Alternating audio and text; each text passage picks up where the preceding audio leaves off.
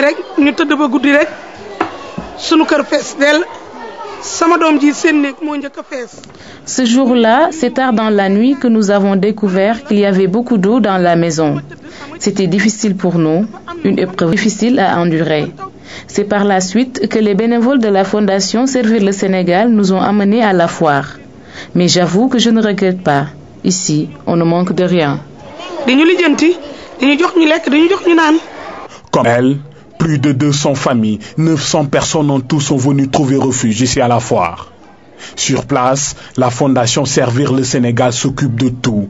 L'hygiène, la nourriture, la santé. Rien n'est laissé au hasard. Depuis ce matin, le service sanitaire affiche complet. Le docteur Khan semble débordé. Les consultations vont bon train. Pourquoi de quoi exactement? Oui, elle a des céphalées chroniques. C'est des céphalées chroniques. En général, les jeunes filles, ce sont des céphalées qui sont plus fréquentes des jeunes filles, mais aussi à la ménopause, et ça peut ressurgir quand même au niveau des femmes. On consulte 80 à 100 personnes par jour. Il y a la pédiatrie, le professeur Ba qui passe. Chaque jour, il nous prend 20 enfants. Il a passé ces 2 jours. Nous, on consulte une environ de 60 à 80 personnes. Ça fait environ 80 à 100 personnes. Et on a aussi une vingtaine, voire 25 femmes enceintes qu'on prend en charge. Au même moment, de l'autre côté, des enfants sont regroupés pour un jeu. Des questions leur sont posées, des récompenses offertes. Et cela les amuse beaucoup. Qui dit enfant parle de quelque complexité dans la question de la prise en charge. Parce que l'enfant n'a pas le niveau de conscience de l'adulte. Il a ses besoins spécifiques. C'est ainsi que, par exemple, nous avons créé ici un cadre d'animation et de distraction pour occuper les petits-enfants. Nous avons initié cette opération qui a consisté, dans un premier temps, à identifier des habitations envahies par les eaux, à convaincre les populations, les habitants de ces maisons-là, de quitter leur maison provisoirement, d'être recasés par nos soins et d'accepter que nous les aidions à libérer leur maison des eaux. Aujourd'hui, la plupart de ces familles recollent petit à petit les morceaux perdus. Grâce à la Fondation Servir le Sénégal, elles retrouvent de plus en plus le réconfort et la joie de vivre. Les inondations et leur lot de victimes. Il s'agit cette fois-ci d'un accident de travail. Un maçon a perdu la vie avant-hier dans la banlieue en voulant réparer une dalle affectée par les eaux de pluie. Ces types d'accidents sont malheureusement récurrents. Mamadou Samambo. Les pluies et inondations constituent un facteur aggravant des risques professionnels. Population mobile par excellence, les travailleurs s'exposent d'abord à ce qu'on appelle des accidents de trajet. La pluie augmente considérablement la distance de freinage. Et quand maintenant la chaussée est mouillée, cette distance de freinage change et s'allonge au moins de 50%. Ça veut dire que le véhicule s'arrête, au lieu de s'arrêter à 15 mètres, maintenant va s'arrêter à 25 mètres. Les accidents liés au phénomène climatique touchent tous les travailleurs, mais frappent particulièrement le secteur informel qui emploie 7 travailleurs sur 10 au Sénégal. Des travailleurs pour l'essentiel fatalistes, intégrant faiblement la prévention. Ils ont l'habitude de travailler dans un secteur où ils n'ont jamais peut-être eu l'occasion de voir un quart d'école. Des ouvriers continuent à tomber dans des décombres ou bien des décombres qui s'affaissent sur des ouvriers. Je pense que c'est encore le lieu de revoir le système du bâtiment et des travaux publics qui nous coûte vraiment les yeux de la tête. La pauvreté et l'instinct de survie aidant, ils prennent tous les risques qui s'offrent à eux. Réparer l'installation ou l'appareil électrique du voisin en plein orage pour un petit billet par exemple. Et pourtant, on dit que l'eau est l'ennemi de l'électricité. Ils ne font pas bon ménage. Pourquoi? Parce que l'homme a une certaine résistance qui fait que si tu as une bonne résistance qui peut aller jusqu'à 50 ohms, tu peux résister à une certaine tension. Mais quand il y a l'eau, là automatiquement ta résistance diminue. On va en inondation, partout où il y a de l'eau, on en trouve partout jusqu'au niveau des fenêtres quelquefois. Alors, quelle est la conduite à tenir? Éviter de toucher les fils tombés à terre, éviter de toucher toutes les installations, éviter de toucher même les poteaux qui sont au dehors. qui sont imbibés dans l'eau. Les risques d'accidents de travail, d'accidents tout court s'accentuent en période d'inondation. La donne mérite d'être intégrée dans les interventions en cours. Sinon, la liste des victimes des inondations risque de s'allonger. Les sinistrés de Grand Yoff, Grand Médine et Tivaouane Diacksao ont bénéficié de consultations gratuites. L'action entre dans le cadre de la tournée médicale de Médisol International. Les médicaments ont été également distribués gratuitement aux nécessiteux. Dame Silla. C'est sous une pluie battante que les sinistrés de Grand Yoff, Grand Médine et Tivaouane Diacksao ont reçu la visite de Médisol International. La structure est venue les soutenir sur le plan sanitaire. Distribution de médicaments et consultations gratuites ont été effectuées dans les différentes localités. Je me réjouis d'être là pour venir vraiment visiter ces populations démunies qui sont recasées dans cette école et leur témoigner de toute notre affection et de toute notre disponibilité à les secourir sur le plan sanitaire. Vous savez que les inondations vont de pair avec les maladies liées à l'eau. Donc nous sommes aujourd'hui là pour les détecter et les apporter assistance. Bien habitué à l'assistance médicale des populations, Médisol International est cette fois-ci accompagné par l'association Les Champs du basée à Paris. Les deux structures ont uni leurs forces pour mieux assister les sinistrés. Un geste fortement apprécié par les autorités municipales. Cette initiative est très noble et il est venu à son heure.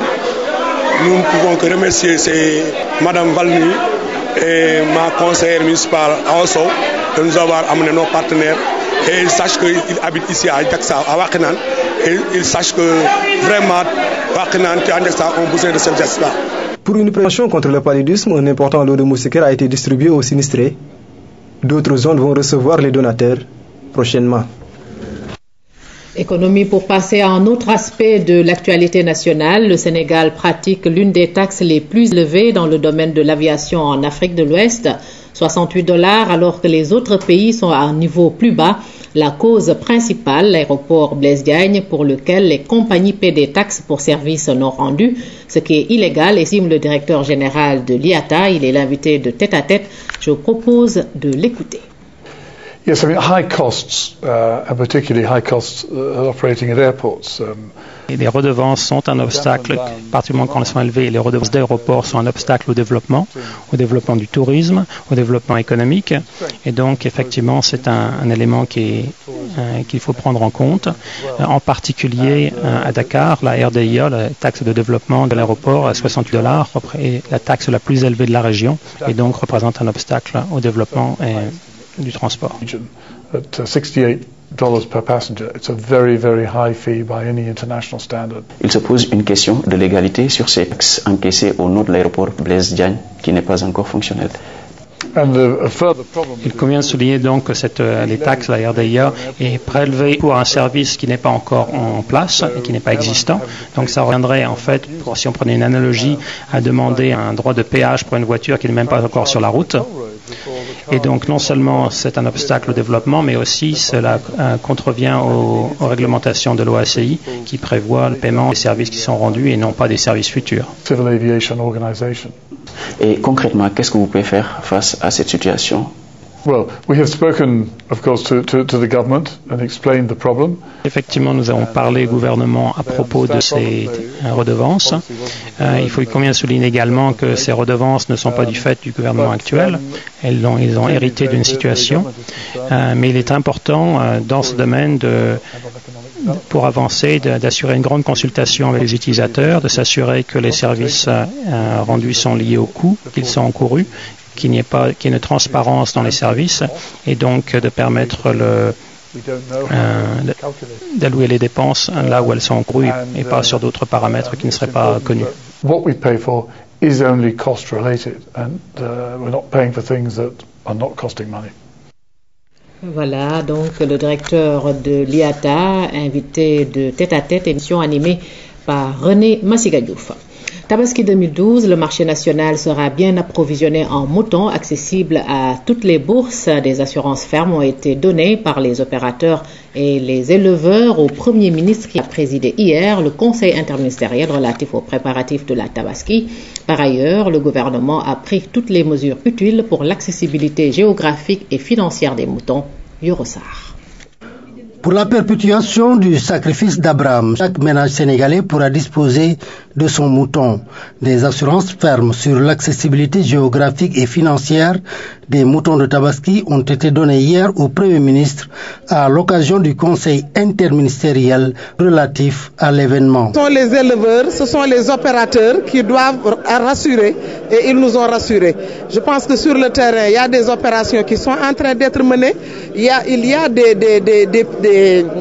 éleveurs, des opérateurs qui sont déjà sur le terrain et qui sont en train de convoyer les troupeaux. Pour être fidèle à son slogan « Un ménage, un mouton », le gouvernement a pris toutes les dispositions utiles pour mettre consommateurs, opérateurs et éleveurs à l'aise. Nous, on doit prendre les dispositions pour les organiser, pour qu'à leur arrivée, il puisse y avoir des points de vente bien aménagés, des points de vente avec un certain nombre de dispositions prises, comme par exemple l'accès à l'eau, l'accès à l'aliment bétail, l'accès à l'électricité pour avoir plus de sécurité, mais également organiser en tout cas tout ce qui concerne la gestion de ces... En réalité, admet Aminata Mbengue Ndiaye, l'ambition affichée par le gouvernement est de travailler à l'autosuffisance de notre pays en moutons de Tabaski. Le Premier ministre a proposé un programme de grande envergure pour l'autosuffisance de notre pays en moutons de Tabaski. Toutes les dispositions prises pour impacter sur la baisse des prix du mouton seront renforcées par des facilités sur le transport, la souplesse du contrôle des véhicules et la suppression des taxes du 10 septembre au 15 novembre prochain. Et nous parlons toujours économie, 147 millions de dollars destinés au financement des projets de développement au Sénégal. C'est l'enveloppe financière que propose le programme cadre intégré renforcé dans le cadre de la mise en œuvre de ce projet soutenu en particulier par l'OMC, la Banque mondiale et le FMI. Une réunion interministérielle élargie aux partenaires techniques et financiers au secteur privé s'est tenue ce matin sous la présidence effective de Makassi Diallo, ministre en charge du commerce, compte rendu signé Alassane Diédhiou. Qui nous aidera à... Pour rappel, c'est avec l'appui notamment du FMI, du PNUD, de l'OMC et de la Banque mondiale que le Sénégal a pu bénéficier depuis 2011 du programme cadre intégré renforcé. L'objectif essentiel de ce programme à titre indicatif vise à intégrer le commerce au plan de développement nationaux ainsi qu'aux stratégies de réduction de la pauvreté. Pour cela, il s'agira d'aider les pays moins avancés dont le Sénégal à élargir leurs possibilités commerciales et à mieux s'insérer dans le système commercial mondial. Dans cette optique, notre pays, après avoir apporté une réponse institutionnelle à ce programme, est entré dans la phase active entre 2008 et 2012 avec le soutien des partenaires techniques et financiers regroupés au sein d'un groupe de travail qui comprend l'ensemble des ministères et le secteur privé. L'objectif est vraiment pédagogique, de sensibiliser les différents acteurs. Il y a des possibilités de soutien aux projets visant à insérer le Sénégal dans le commerce, donc développer les exportations. Dans le cadre de la mise en œuvre du cadre intégré renforcé, de nombreuses possibilités de financement de projets s'offrent à notre pays pour une enveloppe globale de 147 millions de dollars. Paradoxalement, alors que l'offre de financement existe et la réunion du comité directeur a révélé au grand jour cette anomalie, on ne sent pas, en tout cas pas encore, l'intérêt croissant en termes d'expression de besoins de financement. Il y avait un problème de communication qui faisait que les ministères ne déposaient pas de projet. Et aujourd'hui, on a senti un déclic. On a senti que les représentants des ministères ont aujourd'hui compris ce qu'ils n'avaient jamais compris. Les prochaines étapes sont inscrites sous le signe de la communication. La coordination du cadre intégré renforcé s'est engagée à mieux vulgariser ce programme financier auprès des porteurs de projets. La délégation de la Cour africaine des droits de l'homme et des peuples a été reçue cet après-midi par le Premier ministre dans le cadre des activités de sensibilisation des hautes autorités gouvernementales et sur la protection des droits de l'homme et des peuples au Sénégal, en particulier en Afrique en général. Le président de la Cour donc et sa délégation seront également reçus par le président de la République. Restons toujours avec le président de la Cour africaine, donc des droits de l'homme, qui s'est rendu à la Cour suprême et au ministère de la Justice. Une visite de courtoisie très fructueuse, nous dit Safroso.